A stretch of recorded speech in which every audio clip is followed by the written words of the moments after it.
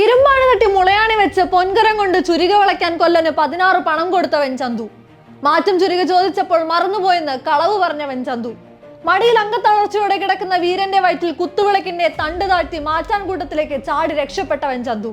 കൊടും ചതികൾ പിന്നെന്തൊക്കെ പാട് നടക്കുന്നുണ്ട് പാണർ നിങ്ങളുടെ നാട്ടിൽ എന്ന് ചന്തുവിന്റെ ജീവനെടുക്കാൻ വന്ന ആരോമലുണ്ണിയോടും കണ്ണപ്പനുണ്ണിയോടും ചോദിക്കുമ്പോൾ അത് വന്നു തറയ്ക്കുന്നത് ആ രണ്ടുപേരിലല്ല, പേര് കേട്ട വടക്കൻ പാട്ടിലേക്കാണ്. ഇക്കാലം അത്രയും പാടി നടന്ന ചേകവരുടെ ചതിക്കഥകൾ MT തന്റെ തൂലിക കൊണ്ട് അവിടെ തിരുത്തുകയാണ്. ഫോക്ലോർ പ്രകാരം ആരോമൽ ചേകവരെ ചതിയിലൂടെ ചന്തു കൊലപ്പെടുത്തുകയാണെങ്കിൽ സിനിമയിലേക്ക് എത്തുമ്പോൾ ചന്തുവിനോട് വിരോധമുണ്ടായിരുന്ന ആരോമൽ അറിയാതെ സ്വയം കുത്തേറ്റ് മരിക്കുകയാണ്. ചന്തു ചതിച്ചതാണച്ച, ചന്തു ചതിച്ചതാണ് ആർച്ച എന്ന് പാടിക്കൊണ്ട് MT തന്റെ വീരഗാഥ ആരംഭിക്കുമ്പോൾ അവിടെ ചതിയൻ ചന്തുവിന്റെ മറ്റൊരു മുഖം തെളിയുകയാണ്. അംഗത്തിനിറങ്ങുന്ന ചന്തു തനിക്കേറ്റ തിരിച്ചടികൾ കൂടെ പറയുന്നു. ജീവിതത്തിൽ ചന്തുവിനെ തോൽപ്പിച്ചിട്ടുണ്ട് പലരും പലവട്ടം. മലയനോട് തൊടുത്തു മരിച്ച അച്ഛൻ ആദ്യം എന്നെ തോൽപ്പിച്ചു. സ്നേഹം പങ്കുവെക്കുമ്പോൾ കൈവിറച്ച ഗുരുനാഥൻ പിന്നെ തോൽപ്പിച്ചു. പൊന്നിനും പണത്തിനുമൊപ്പം സ്നേഹം തൂക്കി നോക്കിയപ്പോൾ മോഹിച്ച പെണ്ണും എന്നെ തോൽപ്പിച്ചു. അവസാനം സത്യം വിശ്വസിക്കാത്ത ചങ്ങാതിയും തോൽപ്പിച്ചു. തോൽവികൾ ഏറ്റുവാങ്ങാൻ ചന്തുവിന്റെ ജീവിതം പിന്നെയും ബാക്കി. എത്ര ധീരമായാണ് ആ കാഥികൻ കേട്ടുപഴകിയ കഥയെ മറ്റൊരു കണ്ണിലൂടെ മാറ്റി പറഞ്ഞത്. ചരിത്ര കഥകളിലൂടെ നൂറ്റാണ്ടുകൾ കൊണ്ട് ചതിയനായ ചന്തുവിനെ ഒരൊറ്റ കഥയിൽ അയാൾ നായകനാക്കി. ജാതി സമ്പ്രദായങ്ങളുടെ ഇരയായി മാറിയ അയാൾ.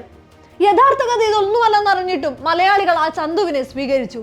നായകനായി മമ്മൂട്ടി കൂടെ എത്തിയപ്പോൾ MTയുടെ കഥ കൂടുതൽ കൺവിൻസിംഗ് ആയി. 4 നാഷണൽ ഫിലിം അവാർഡുകളും അതിലിരട്ടി സംസ്ഥാന ഫിലിം അവാർഡുകളും വാരിക്കൂട്ടിയ ചിത്രം ഒരു പുതിയ പെർസ്പെക്റ്റീവിനെ കൂടെ പരിചയപ്പെടുത്തുകയായിരുന്നു. MT മമ്മൂട്ടി കൂട്ടുകെട്ടിൽ വർഷങ്ങൾക്ക് ശേഷം മറ്റൊരു ചരിത്ര സിനിമ കൂടെ എത്തി, കേരളവർമ്മ പഴശ്ശിരാജ. പഴശ്ശിരാജാവായി മമ്മൂട്ടി എത്തിയ ചിത്രത്തിന്റെ ക്ലൈമാക്സിൽ ചെറിയൊരു തിരുത്തു വരുത്തുന്നുണ്ട് MT. ബ്രിട്ടീഷ് പട്ടാളത്തോട് പിടിച്ചു നിൽക്കാനാവാതെ ഒടുവിൽ വിരലിൽ കിടന്ന വജ്രമോതിരം വിഴുങ്ങിയാണ് ജീവൻ ഒടുക്കുന്നതെന്നാണ് പാഠപുസ്തകങ്ങൾ പഠിപ്പിക്കുന്നത്. പക്ഷെ MTയുടെ പഴശ്ശി ഒറ്റയാൾ യുദ്ധം ചെയ്ത് വീരമൃത്യു വരിക്കുകയാണ്. പഴശ്ശിയുടെ മരണത്തിൽ പല കഥകൾ പരക്കുമ്പോഴും MT സ്വീകരിച്ച് അവസാനത്തെ ശ്വാസം വരെയും പയച്ചു നിൽക്കാൻ ഇറങ്ങിത്തിരിച്ച കേരളവർമ്മ പഴശ്ശിരാജ തമ്പുരാനെയാണ്.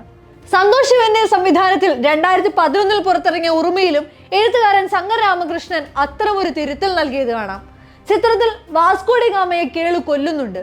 പക്ഷെ ചരിത്രം പറയുന്നത് വാസ്കോഡി ഗാമ കോളറ ബാധിച്ചാണ് മരണപ്പെടുന്നതെന്നാണ്, അതും കൊച്ചിയിൽ വെച്ച്. ഇത്തരത്തിൽ യഥാർത്ഥ സംഭവങ്ങളിൽ തിരുത്തു വരുത്തി ഒരു ഫിക്ഷൻ പ്രസന്റ് ചെയ്യുന്ന ചിത്രങ്ങളെയാണ് ഓൾട്ടർനേറ്റീവ് ഹിസ്റ്ററി സിനിമകൾ എന്ന് പറയുന്നത്. സ്പെക്യുലേറ്റീവ് ഫിക്ഷനിലെ തന്നെ ഒരു sub യോണറാണ് alternative history.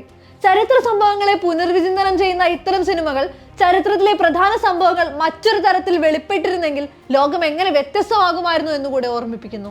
What if സിനാരിയോകളെ വളരെ രസകരമായി അവതരിപ്പിക്കുകയാണ് ഇത്തരം സിനിമകൾ ചെയ്യുന്നത്. അതിനായി ഫാന്റസി, ഡ്രാമ, സയൻസ് ഫിക്ഷൻ തുടങ്ങി പല സ്പൈസസും കൂടെ ചേർക്കാറുണ്ട്. ക്വിന്റൻ ടാരന്റീനോയുടെ ഇൻഗ്ലോറിയസ് ബാസ്റ്റേർഡ്സ് അതിന് നല്ലൊരു ഉദാഹരണമാണ്. അഡോൾഫ് ഹിറ്റ്ലറുടെ സാങ്കല്പിക കൊലപാതകമാണ് ചിത്രം അവതരിപ്പിക്കുന്നത്. 2ാം ലോക മഹായുദ്ധകാലത്തെ ജർമ്മൻ ഒക്യുപ്പൈഡ് ഫ്രാൻസിൽ നടക്കുന്ന കഥയിൽ ഏറ്റവും ഒടുക്കം ബാസ്റ്റേർഡ്സും ഷോഷനെയും ചേർന്ന് ക്രിയേറ്റ് ചെയ്യുന്ന തീപിടുത്തത്തിൽ ഹിറ്റ്ലർ മരണപ്പെടുന്നു. എന്നാൽ യുദ്ധത്തിൽ സഖ്യകക്ഷികളോട് തോൽവി ഉറപ്പായതോടെ 1945 ഏപ്രിൽ 30 ബെർലിനിലെ ഫ്യോബങ്കറിൽ വെച്ച് ഹിറ്റ്ലർ സ്വയം വെടിയുതിർത്ത് ആത്മഹത്യ ചെയ്യുകയായിരുന്നു. The man in the high castle എന്ന TV സീരീസ് ഇതേ ഓണറിന് മറ്റൊരു ഉദാഹരണമാണ്. 2ാം ലോക മഹായുദ്ധത്തിൽ അച്ചുതണ്ട് ശക്തികൾ വിജയിച്ചിരുന്നെങ്കിൽ ലോകം എങ്ങനെ മാറിയിരുന്നേനെ എന്നാണ് ചിത്രം പരിശോധിക്കുന്നത്. Fatherland, the Kingsman, Watchmen, white man's burden, Rang De Basanti തുടങ്ങിയ ചിത്രങ്ങളെല്ലാം ഓൾട്ടർനേറ്റീവ് ഹിസ്റ്ററിക്ക് ഉദാഹരണങ്ങളാണ്. മലയാള സിനിമയിൽ എക്കാലത്തും ഈ ഓണറിന് നല്ല മാർക്കറ്റ് ഉണ്ടായിട്ടുണ്ട്. അതേസമയം ചരിത്ര സംഭാവനകളെ കാൽപ്പനികതയ്ക്കനുസരിച്ച് മാറ്റി എഴുതുന്നതിനെ വിമർശിക്കുന്നവരുമുണ്ട്. സിനിമ ഒരു ഡോക്യുമെന്റ് കൂടെ ആയതിനാൽ ഇത്തരത്തിൽ അവതരിപ്പിക്കുന്ന വസ്തുതകൾ കാഴ്ചക്കാരെ തെറ്റിദ്ധരിപ്പിക്കുമെന്നതാണ് അതിലൊന്ന്. യുദ്ധങ്ങൾ, വംശഹത്യകൾ അല്ലെങ്കിൽ വിപ്ലവങ്ങൾ മാറ്റി എഴുതുന്നത് ഇരകളോടും അവരുടെ പിൻഗാമികളോടും ചെയ്യുന്ന അനാദരവ് കൂടെയാണ്. ചരിത്ര സംഭവങ്ങളെ, ദുരന്തങ്ങളെയൊക്കെ വിനോദമാക്കി മാറ്റുന്നതും ഫാന്റസി കൂട്ടിച്ചേർത്ത് ഒരുക്കുന്നതും യഥാർത്ഥ സംഭവങ്ങളുടെ ഇന്റൻസിറ്റി ഇല്ലാതാക്കുന്നതാണെന്നും അഭിപ്രായങ്ങളുണ്ട്. മറ്റൊന്ന്, പ്രൊപ്പഗാൻഡകൾ ഒളിച്ചു കടത്താനുള്ള മാർഗമായി ദുരുപയോഗം ചെയ്യപ്പെടുന്നു എന്നതാണ്. ഇന്നത്തെ രാഷ്ട്രീയ സാഹചര്യത്തിൽ ദൃഷ്ടാന്തങ്ങൾ എളുപ്പം കണ്ടെത്താമല്ലോ.